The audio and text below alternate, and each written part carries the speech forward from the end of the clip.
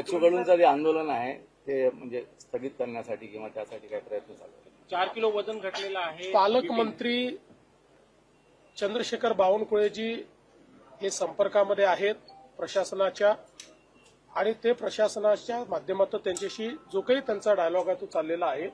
त्यामुळे निश्चितपणे त्या संदर्भात पालकमंत्री चंद्रशेखर बावनकुळेजी लक्ष घालतील. सर, मुंबईच्या लोकलच्या संदर्भात आज केंद्राची एक बैठक होणार आहे.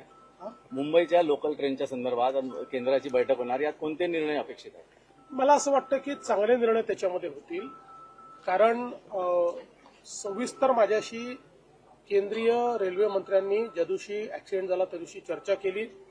विविध उपाययोजना काय असू शकतात या संदर्भात त्यांनी चर्चा केली. त्यामुळे मला असं वाटतं की आता त्यांचे निर्णय झाल्यानंतर आपल्याला ते समजतीलच, पण चांगले निर्णय होतील. तर महापालिका निवडणुकीत आपली काय भूमिका असणार आहे? कारण नागपूर महापालिकेत भाजपने असं म्हटलंय की आम्ही स्वबळावर. असं आहे की भारतीय जनता पक्षामध्ये अशा प्रकारचा निर्णय करण्याचा अधिकार हा आमचे अध्यक्ष, कार्याध्यक्ष आणि आमचं जे इलेक्शन कमिटी त्यांना आहे. बाकी कोणालाही हा अधिकार नाही. आमची भूमिका पक्की आहे. महायुतीमध्ये आम्ही निवडणुका लढणार आहोत.